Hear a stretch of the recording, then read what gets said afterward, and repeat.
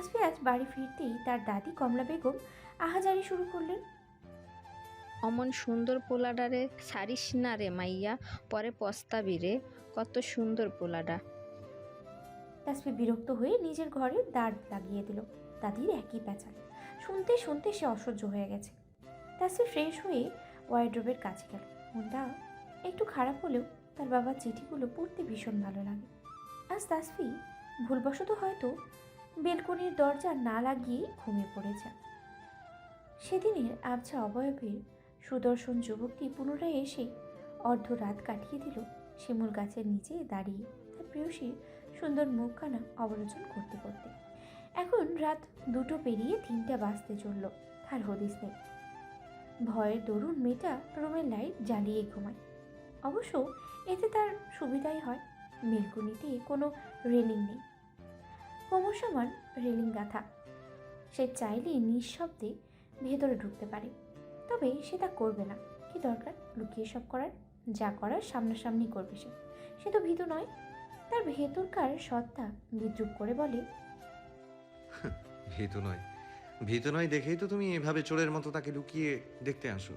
সাহস থাকলে সামনে গিয়ে দেখা দাও। ভীতু যুবক। সুদর্শন যুবকটি তাকে ভীষণ করে শাসায়। চুপ। সন্ধে নামার পর মুহূর্ত। উজ্জ্বলমান আকাশটা অন্ধকারে তলিয়ে গিয়েছে। আজ চাঁদ মামার দেখা পাওয়া মনে হচ্ছে বড়ই দুর্লভ, কারণ আকাশে মেঘগুচ্ছ নিয়ে এসেছে তার দখলদারি।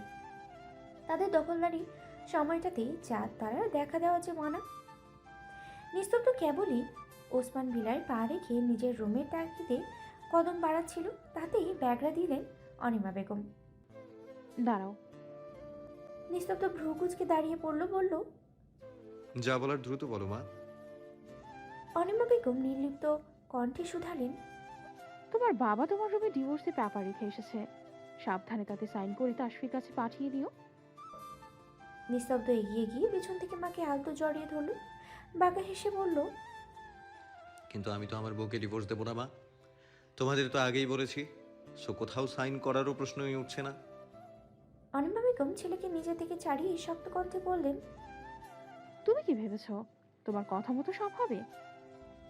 নিস্তব্ধ ভাবলেশীন কণ্ঠে শুধালো, অবশ্যই আমি যা বলবো করব তাই তো হবে, তাই না মাই ডিয়ার মাদার?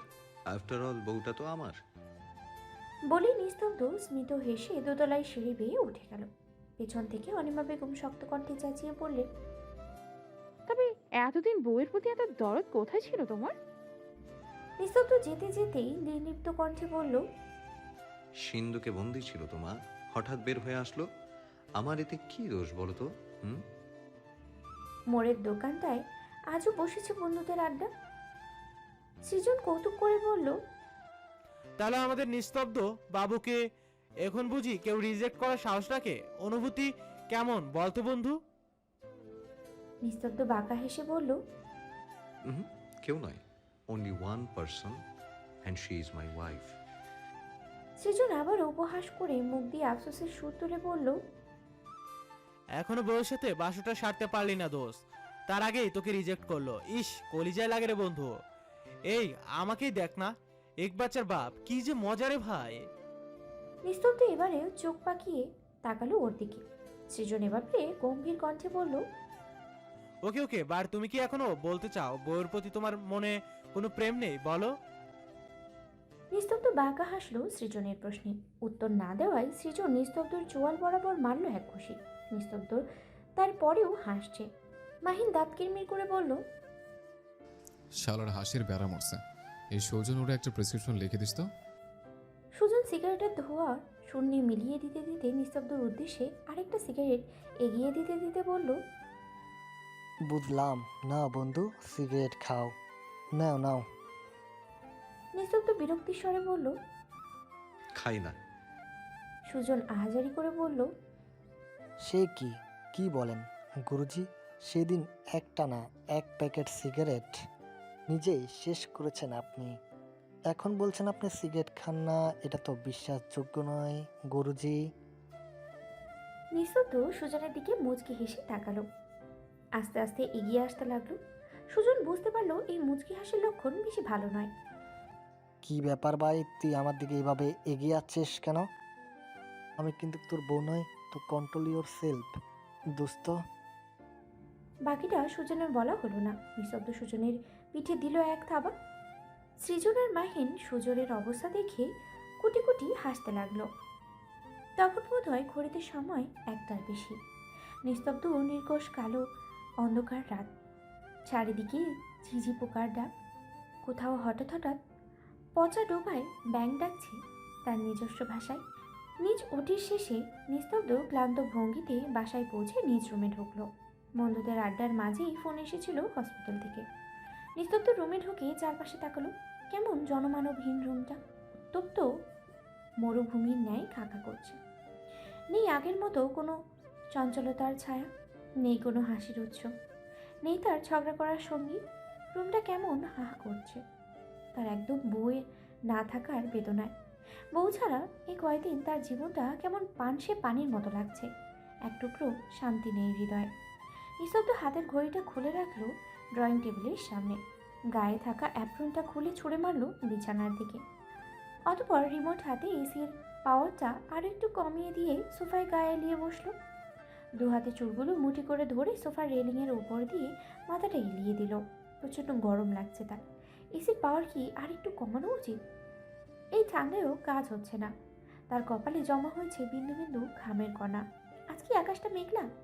বৃষ্টি হবে কি? বৃষ্টিতে ভিজে তার বোধ হয় একটু জ্বর টর বাঁধানো উচিত। তাতে পরীক্ষা করে দেখা যেত মেয়েটার মনে তার জন্য একটু মায়া দয়া আছে কিনা। না, মনে হচ্ছে এবারে বৃষ্টিতে ভেজার আগে তার জ্বরটা বোধ হয় এমনিতেই এসে যাবে। উঠে তোয়ালে নিয়ে নিস্তব্ধ চলল ওয়াশরুমের দিকে। ঝর্ণা দিয়ে ঝিরঝিরি পানির ফোঁটা তার গাল চোয়াল বেয়ে নেমে পড়ছে ছন্দের গতিতে। নিস্তব্ধ আয়নার দিকে তাকালো। পেশিবহুল হাত, সুগঠিত বক্ষ, মসৃণ উদর। কোনো কিছু কি মেয়েটার চোখে বাঁধে না? নিজের সৌন্দর্য দেখে তার নিজেরই হিংসা হয়। এই সুন্দর রূপ যৌবন দেখে কি মেয়েটার মনটা একটুও বলে না? তার ভেতরকার সত্তা তাকে বিদ্রুপ করে বলল, তুমি কি মেয়েটার গোলগাল, ফোলা ফোলা মুখশ্রী, সরু চিকন নাক, স্ট্রবেরির মতো চোখ জোড়া বাঁকানো সুঠৌল কমর, রমণীর অপরূপ সৌন্দর্য দেখে তার প্রেমে মত্ত হওনি? নিস্তব্ধ বাঁকা হাসে। তার ভেতরকার সত্তা আবারও বিরক্তির স্বরে বলে উঠল, কি হলো, জবাব দাও। তুমি কি তার প্রেমে মত্ত হওনি? নিস্তব্ধ তার পুরো ঠোঁট জোড়া নাড়িয়ে ফিসফিস করে জবাব দেয়, হতেও পারি, কিছুই তো অসম্ভব নয়। তার ভেতরকার সত্তা রাগে চিরবিরিয়ে উঠে বলে, তার মানে তুমি আমায় এখনো শিওর করবে না, তাই তো? আচ্ছা, তোমার সমস্যাটা কোথায় বলো তো? গাছেরও খাও, তলারও কুড়াতে চাও। এই আমায় ধোঁয়াশায় রেখে তুমি কি পাও বলো তো? নিস্তব্ধ হেসে ঠোঁট নাড়িয়ে ফিসফিস করে বলে, আনন্দ পাই। তুমি খুবই ইন্টারেস্টিং একটা পার্ট, বুঝলে? কিছু চমৎকার অনুভূতি কি সহজে স্বীকার করা যায় বলো তো? স্বীকারোক্তির জন্য দরকার যোগ্য ব্যক্তির সঙ্গে সঠিক সময় ও স্থান। সেই সময় এলে ঠিক তুমি ধোঁয়াশা মুক্ত হবে, আর তা মনে হয় খুব শীঘ্রই। বিছানায় গিয়ে নিস্তব্ধ তার বইয়ের ওড়নাখানা ঘ্রাণ নিয়ে চোখ বুঝল। আবেশে তার চোখে ঘুমো ধরা দিল। ভোর তখন 6টা। পাখির হালকা কিচিরমিচির চারপাশে। সূর্যি মামা পূর্ব আকাশে উকি দিয়েছে কিছুক্ষণ আগে। ফোনের রিংটনে দীর্ঘক্ষণের তন্দ্রচ্ছন্ন হলো তার। বিরক্তি নিয়ে ফোনটা তুলতেই ওপাশে শুনতে পেল এক ভরট পুরুষালী কণ্ঠস্বর। গুড মর্নিং মিস বাসন্তী। হঠাৎ এমন আপনি সম্বোধন, আবার না পুরোপুরি ঘুম ছুটে গেল তার। চোখ পিটপিট করে উঠে বসলো সে। কিছু সেকেন্ড মস্তিষ্ক খাটিয়ে চেনার চেষ্টা করলো কণ্ঠের মালিককে। অতঃপর ভ্রুযুগল কুচকে ওপাশের করা ভদ্র বার্তার জবাব না দিয়ে উল্টো প্রশ্ন করলো, তুমি আমার নাম্বার পেলে কোথায়? মাহিন দুষ্টু স্বরে বলল, আপনার কাছে মানবতা নম্বরখানা চেয়েছিল, কিন্তু আপনি তো দিলেন না, তাই ফোনের মালিক নিজে বহু কষ্ট করে নম্বরখানা জোগাড় করলো। আচ্ছা, তা আমার নাম্বার দিয়ে আপনার কি কাজ? এই যে এখন কাজ করছে। বাসন্তী কৌতুক করে বলল, তো এই কাজটা করার কি প্রয়োজন? মাহিন দুষ্টু হেসে বলল, কিছু বলেন না, হবু বউর খোঁজ খবর তো একটু নিতেই হয়, সময়টা তো কাজে লাগানো উচিত। বাসন্তী গম্ভীর কণ্ঠে বলল, কিন্তু তুমি ভুল পথে তোমার সময়টাকে কাজে লাগাচ্ছ। সঠিক পথের সন্ধান করে সেথায় যাও আর সময়কে কাজে লাগাও। বলেই সে খট করে কলটা কেটে দিল। বাসন্তী বুক ধরপড় করছে। মাহিন ফোন কাটতেই অজানা আশঙ্কায় তার বুক কেঁপে উঠল। পুনরায় সে কোনো ভুল করতে যাচ্ছে না তো? মাহিনকে কি তার থামানো উচিত? ছেলেটার প্রতি তার কেমন মায়া কাজ করে। কি জন্য এই মায়ের জন্য? আদতে কি এর কোনো ব্যাখ্যা আছে? কলেজের পেছনের দিকটায় বসে আড্ডা দিচ্ছে তাসফিরা। পেছনে একটা দিঘিও আছে, তাতে স্বচ্ছ হালকা সবুজ পানি। উত্তরে বাতাসে দিঘির পানি থই থই করে। ঢেউগুলো আস্তে আস্তে ধীরে প্রবাহিত হয়। কখনো অদূরে কোথাও বাতাসের পাতার উড়ে এসে পড়ে দিঘির জলে। আড্ডা এক ফাঁকে আশা মাইকিং করার মতো করে নিজের ব্যাগ থেকে একটা খাতা বের করে রোল পাকিয়ে মুখের সামনে ধরে বলল, গাইস, তোমরা কি বিশ্বাস করো এই যে আমার সামনে যে সুন্দরী রমণী বসে আছে সে একজন বিবাহিত মহিলা? আরাধ্য আর স্বর্ণিধি ড্যাপ ড্যাপ করে চাইল তাসফির পানি। হালকা চেঁচিয়ে অবিশ্বাস্য স্বরে বলল, কি অসম্ভব? তাদের এ কথা মোটেও বিশ্বাস হলো না। কি করে বিশ্বাস হবে? নাকে নেই নাকফুল, হাতে নেই চুড়ি, বিয়ের কোনো সিম্বলই তো এই রমণীর মাঝে নেই, তবে বিশ্বাস হবে কেমন করে? ওদের এভাবে তাকানোতে তাসফি একটু জড়সড় হয়েই বসল। আশা এভাবে ঠোঁটে আঙ্গুল দিয়ে ওদের চুপ করার ভঙ্গিমা করে বড়দের মতো করে গম্ভীর কণ্ঠে বলল, হুশ, তবে সাবধান, এ খবর কেউ যেন না জানে, জানলেই সর্বনাশ। আরাধ্য আর স্বর্ণিধি আশায় এমন ভঙ্গি দেখে কুটকুট করে হাসলো। তাসফি আশার বাহুতে চাপড় মারল। আশা তাতে পাত্তা দিল না, আবারও সিরিয়াস কণ্ঠে বলল, এমনকি এই মহিলার কাছে নাকি তার বরের কোনো ছবি পর্যন্ত নেই। আর না তো বলছে তার বরটা আসলে কে। স্বর্ণিধি অবাক হয়ে বলল, সে কি? আমাদের বান্ধবীর বরকে আমরা দেখতে পারবো না, এটা কেমন করে হয়? তার নাম কি? তাসফি ইতস্ত করে বলল, অনুভব শেখ। আরাধ্য ঠাট্টা করে বলল, এই তাসফি, সত্যি করে বলতো, বিয়ে হয়েছে তো নাকি ঢপ মারছিস? তাসফি বিরক্তি নিয়ে ওদের দিকে তাকিয়ে বলল, তোরা আমার দিকে এমন করে তাকিয়ে আছিস কেন? আজব। আর বিয়ে নিয়ে কি কেউ মিথ্যা কথা বলে নাকি? স্বর্ণিধি বলল, তবে তোর নাকের নাকফুল কই, হাতের চুড়ি কই? তাসফি নির্লিপ্ত কণ্ঠে জবাব দিল, এগুলো পড়তে আমার ভালো লাগে না, তাই পড়িনি, সিম্পল। আরাধ্য তাসফিকে জেকে ধরে বলল, ঠিক আছে, মানলাম বিয়ে হয়েছে, এবার তোকে আমাদের দুলাভাইয়ের সঙ্গে দেখা করাতেই হবে। এই কথার সাথে আশা আর স্বর্ণিধিও সায় দিল। তাসফি পড়ল বিপদে। এবার সে কি করবে? তাসফি আশার দিকে রাগে কটমট করে তাকালো। আশা তার দিকে তাকিয়ে শয়তানি হাসি দিল।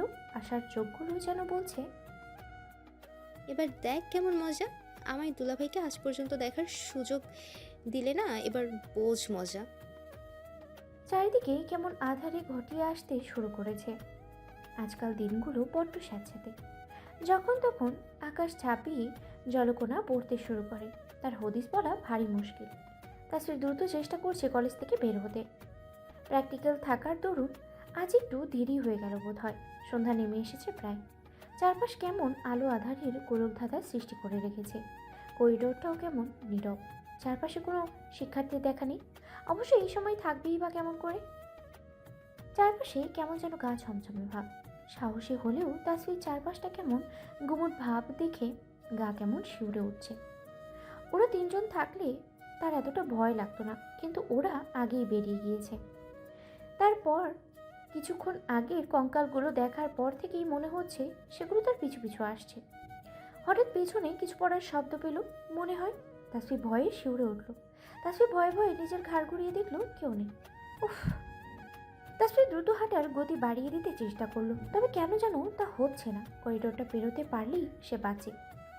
তার উপর তাসফিকে আশাদের সঙ্গে নিয়ে যাওয়ার জন্য ভয়ও দেখিয়েছিল তখন।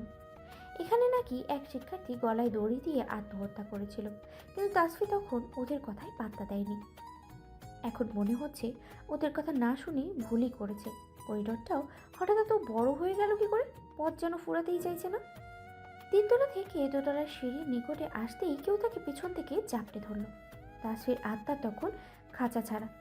চিৎকার করলেও তার মুখ দিয়ে আওয়াজটা বের হতে পারল না, শুধু শব্দটাই বের হলো। কারণ তার হাত ব্যতীত মুখ চোখ সবই বেঁধে দেওয়া হয়েছে। রাত তখন 8টা প্রায়। ওসমান ভিলায় ফোন এলো তাসফির মেজো চাচির। তাসফিক কি আপনাদের বাড়িতে গিয়েছে বিয়ান সাহেব? মেয়েটা এখনো বাড়ি ফিরেনি। ওসমান ভিলার সন্ধ্যার পরেই পরিবেশটা আজ কেমন থমথমে। তাসফির বাসায় না ফেরার খবর শুনে সকলের মুখে দুশ্চিন্তার ছাপ স্পষ্ট। চিন্তায় কাহিল হলো তাদের মুখভঙ্গি। তার মাঝে মেজো বউ ইয়ানা শুধু ঢং করে আদিক্ষেতায় মুখ পাকাচ্ছে, তবুও আড়ালে। তবে তাকেও আমলেও নিচ্ছে না। মেজো চাচি যখন বলল তাসফির বাসায় ফেরেনি, তারা ভেবেছিল হয়তো কোনো বান্ধবীর বাসায় গিয়েছে। কিন্তু দুশ্চিন্তা তাদের কমার বদলে বাড়তেই শুরু করলো যখন সবাই একে একে তাসফির নাম্বারে ফোন করতে শুরু করলো। ফোন নট রিচেবল বলছে। যতবার ফোন দেওয়া হচ্ছে মহিলা অসহ্য কণ্ঠটি একই বাক্য শুনতে তাদের আর ধৈর্য কুলাচ্ছে না। মহিলার কণ্ঠস্বর সুন্দর, মোটেও অসহ্য বা কর্কশ কোনোটাই নয়। তবুও দুশ্চিন্তার সময় সেই মিষ্টি কণ্ঠস্বরও মাঝে মাঝে সবার কাছেই অসহ্য। বাসন্তীর কাছে আসার নাম্বার ছিল, একবার দিয়েছিল তাকে তাসফি। সে দ্রুত ফোন লাগালো তাকে। প্রথমে আশা বাসন্তীকে চিনতে পারল না, তাসফির ননদ বলায় বুঝতে পারল। সেদিন তাসফিদের বাসায় দেখেছিল সে বাসন্তীকে। আশা জানালো, কই না তো, তাফসি তো আমাদের সঙ্গে আসেনি, ও তো প্র্যাকটিক্যাল ক্লাস করতে গিয়েছিল, এতক্ষণে তো বাসায় ফিরে যাওয়ার কথা। আশার মাঝেও চিন্তার ভর করে বসলো। আশা পড়লো চিন্তায়, এতটা সময় হয়ে গেল তার বান্ধবী এখনো বাসায় ফিরল না, কোনো বিপদে পড়লো না তো? সবার তখন আক্কেল গুরুম অবস্থা। নিলয় সাহেব বের হলেন পুলিশ স্টেশনে খবর দিতে। কি করবে, কোথায় খুঁজবে তার ভাবতে পারল না। 8টা গড়িয়ে 9টার কাছাকাছি। ফোন বন্ধ করে একটা মেয়ে এতক্ষণ বাড়ির বাইরে থাকবে তার প্রশ্নই ওঠে না। তাসফির ক্ষেত্রে তো তা নয়ই। মেয়েটা আগে কখনো এমন করেনি। নির্ঘাত কোনো বিপদে পড়েছে। অনিমা বেগম এই মুহূর্তে হসপিটালে থাকা ছেলেকে ফোন না দিয়ে কোনো উপায় দেখছেন না। নিলয় সাহেব একা একাই বা কী করবেন? অনিমা বেগম নিস্তব্ধকে বরাবর ফোন দিয়ে লাভ হচ্ছে না, ছেলেটা ফোনই ধরছে না। অনিমা বেগম হতাশ হয়ে ফোন রেখে দিলেন। বাসন্তী জিজ্ঞেস করলো, কি হলো মা? অনিমা বেগম হতাশ কণ্ঠে বললেন, কল তুলছে না, নিস্তব্ধ। দাদুকে ঘরে শুইয়ে রাখা হয়েছে। তাসফির খবর শুনে তার প্রেশার বেড়ে গিয়েছে, এমনিতেই তার হাই প্রেশার। আয়শা চট করেই বলল, মা, নিস্তব্ধর বন্ধুদের তো খবর দেওয়া যেতে পারে, ওরা যদি কিছু একটা করতে পারে। বাসন্তী বলল, হ্যাঁ ঠিক বলেছ। ওদের সবার নম্বরই বাসন্তীর কাছে ছিল। সে প্রথমেই সুজনের নাম্বারে কল দিল, কিন্তু কাজ হলো না। সুজনও নিস্তব্ধের মতো ফোন তুলছে না, বারবার দিয়েও ব্যর্থ হলো। আয়শা আশ্বাস দিয়ে বলল, কোনো ব্যাপার নয়, সৃজনকে কল দাও।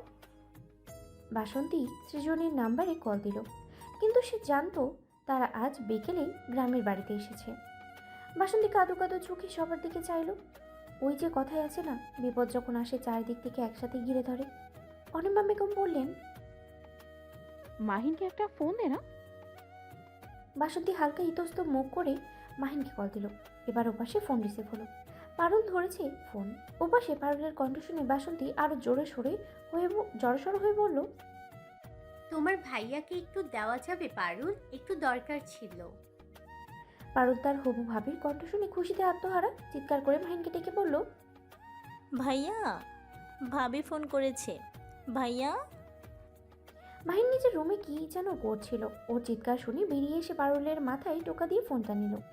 মাহিন ফোন ধরে দুষ্টুমি করে বলল, কি ব্যাপার বাসন্তী সুন্দরী, আচ্ছা নিজে থেকে আমি ফোন করেছি? এবারে ওপাশে মাহিনের কণ্ঠ শুনে যেন হাফ ছেড়ে বাঁচল সে। বাসন্তী কণ্ঠে বিষাদ মিশিয়ে বলল, তোমার ফাজলামো রাখো মাহিন। মাহিন কিছুটা চিন্তিত হলো, চিন্তিত কণ্ঠে জিজ্ঞেস করলো, কি হয়েছে বাসন্তী, কাঁদছেন কেন? গলাটা কেমন ভার ভার লাগছে।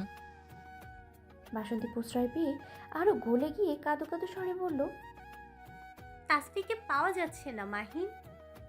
মাহিন আশ্চর্য হয়ে বলল, পাওয়া যাচ্ছে না মানে? কলেজ থেকে এখনো বাড়ি ফিরেনি, ওর বন্ধুদের কাছেও খোঁজ নিয়েছি, ওরাও বলছে কিছু জানে না। মাহিন চিন্তিত হয়ে বলল, নিস্তব্ধকে জানিয়েছেন? না, ভাই ফোন তুলছে না তো। আচ্ছা আমি দেখছি, আপনারা টেনশন করবেন না, জলে তো মেয়েটা তো আর রোদা হয়ে যাবে না। মাহিন বাসন্তীর উদ্দেশ্যে আরেকটু আদুরি স্বরে বলল, আপনি একদম টেনশন করবেন না, রিল্যাক্স, আমি দেখছি ব্যাপারটা। মায়ের নিস্তব্ধকে কল করলো, কিন্তু ফোনটা রিসিভ হলো না। রিসিভ হবেই বা কেমন করে, নিস্তব্ধ তো ফোনের কাছেই নেই। রাতে পার হলো আরও কিছুটা সময়। নিস্তব্ধ আর সুজন দুজনেই মাত্র ওটি থেকে বের হলো। নিস্তব্ধ ক্লান্ত ভঙ্গিতে হেঁটে নিজ চেম্বারের দিকে গিয়ে চেয়ারে গা এলিয়ে দিল। ফোনটা হাতে নিয়ে ফোনের ভাইব্রেশ বুঝতেই খুলতে মুহূর্তেই সশব্দে তার ফোনটা বেজে উঠল। মাহিনের ফোন। মাহিন ওপাশ থেকে জিজ্ঞাসা করলো, তুই কোথায় ভাই? নিস্তব্ধ হসপিটালে বলতেই ওপাশ থেকে মাহিন শুরু করলো। এরপরই কেটে দিল। নিস্তব্ধ অবাক হলো। ফোনের নোটিফিকেশন চেক করে দেখলো বাড়ির থেকে অনেকগুলো কল এসেছে। সে ভারী অবাক হলো। নিস্তব্ধ বুঝতে পারলো না হঠাৎ কি হলো। ফোন দিতেই যাবে তখন সুজন দৌড়ে এসে বলল, এই বাসন্তী আপাত তো অনেকগুলো মিস কল উঠে রয়েছে, কি হলো বলতো? নিস্তব্ধ আরও চিন্তিত হয়ে পড়লো। বলল, হ্যাঁ তাই তো দেখছি। ওয়েট, আমি কল ব্যাক করে দেখছি হঠাৎ